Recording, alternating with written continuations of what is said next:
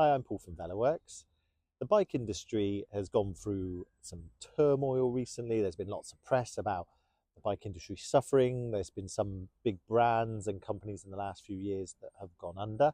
But I want to look at what we can do practically to support the bike industry in 2025. So come join me to find out what you can do to support this wonderful industry. So it's March 2025, and from a bike industry point of view, I believe that it's been quite a good start to the year. Our position has been really good. We went to a bike show recently, a trade show with Madison, and it was really buzzing. It was well attended.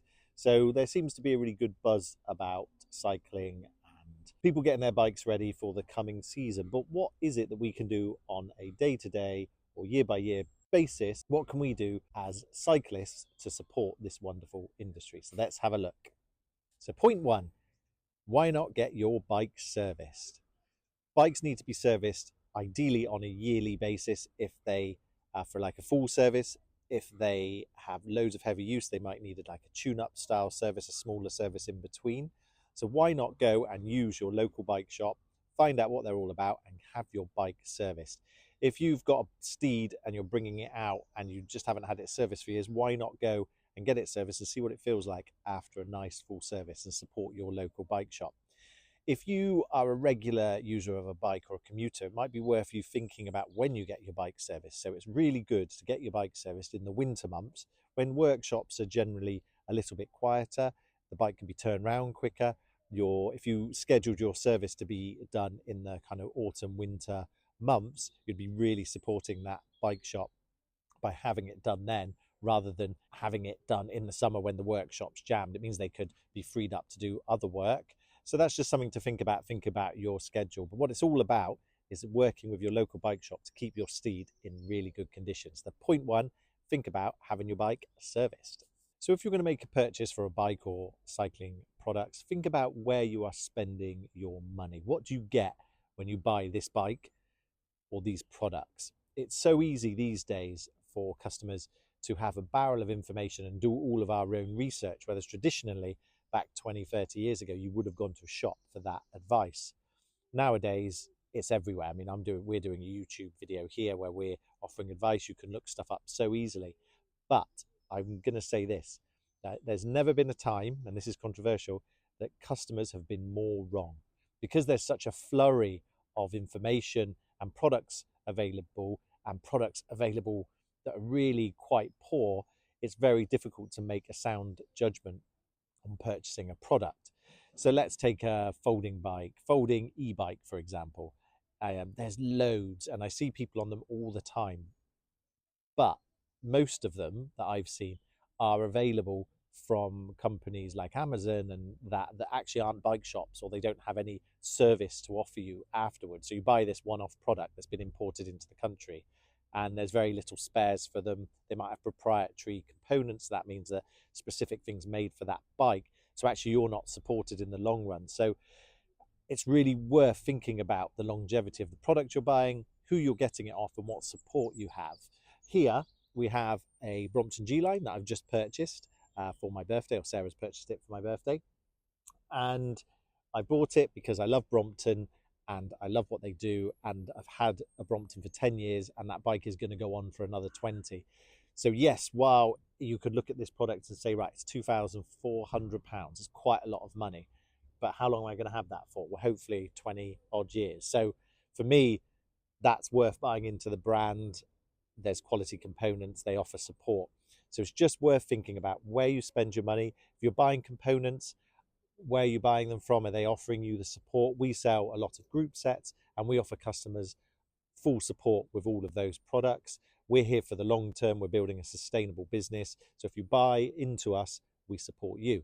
I'm not trying to promote us too much, but I'm just trying to use examples. So what I'm trying to say is think about, before you make that purchase, think about where you're spending your money and think about who it's going towards. If I get political, Sarah might edit this out, but I'm going to say it anyway.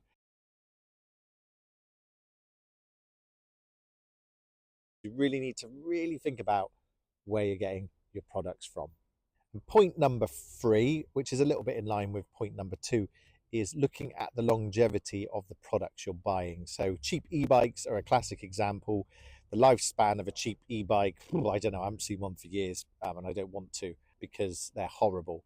All the metals are horrible. What they're made of, just the whole way they're constructed, is not very good.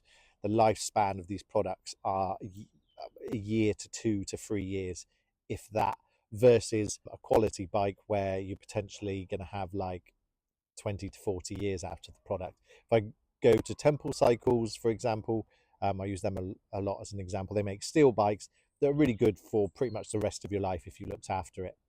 So it's really worth thinking about the longevity of what you're buying. We're so used to buying products that we expect them to fail, or we expect them to have a very limited lifespan. But when it comes to cycling, cycling ideally is all about enjoying the outdoors, moving around in a sustainable manner. So really we should be thinking about the products that we buy, the service level that you get with the products, where they're coming from, and the longevity. So have a real look into what you're doing. Don't just think that bike looks like that, it's £300, that bike looks the same, it's £2,000. There will be a reason why that's £2,000 and why that's £300. It's literally as simple as that. And when you work on these products day in, day out, you realize that the cheaper end is the cheap end. I mean, we can, from a liability point of view, work on cheap components or cheap bikes, because things just, nothing tightens up to where you want it. It's just an utter nightmare because they are just horrible. So really, I would say if you're going to think about buying a product in the bike industry, or you're going to think about a bike and your budget is limited, we understand that, not everyone's got an infinite budget, but it's worth seeing if you can wait a little bit and get that little bit of a nicer product. Go talk to bike shops, see what they can offer you, because it's true, you get what you pay for. And one final wild card: don't always hunt for a bargain. Yes, I understand you see a price, something's £100 cheaper, a component, or £50 cheaper, but you need to again look at where that's coming from. Is it a grey cycling product where that component was destined for a bike, or another company had bought that destined for another purpose, and then it comes into this country unboxed, unguaranteed, with no support behind it really at all? Is it worth spending that extra £100 so you actually buy components that have come through a UK distributor, and then through a independent or well sought after bike shop, and then they give you the full service behind it? So it's definitely worth not just looking at the pound signs. And I've got customers, really good customers, that want to have a bargain and want me to put that component on their bike, but equally value the components that we can offer. So there does need to be a middle ground. I'm not saying that everyone should go out and just spend way above what's out there, but it is worth looking at what you get, because if you've got a Shimano shifter that has come in and it's a grey product, if there's a problem with that shifter, which there rarely is, are you going to get support with it? So definitely look beyond the pound signs, because that will support the industry. And also, if the industry is thriving and there's all these businesses thriving, then the industry's buzzing and it supports you as a cyclist. Because the last thing you want to do is be just so worried about having a bargain that an industry completely dries up, because there won't be the expertise, there won't be the product innovation, and there won't be the service level that you would want to expect as a cyclist. Thanks for watching me waffle on about the bike industry. I love the bike industry. I've done other jobs in the past which I've enjoyed, but I love it, love it, love it. And Sarah really enjoys it. We just love being in it and dealing with all the jobs and work that we do. We're very lucky to have thriving bike business, and we would just like the wider industry to be thriving. We don't really see other shops or businesses as competitors, because if we're all doing well, then more people are cycling, and really surely that should be the aim. So thanks for watching.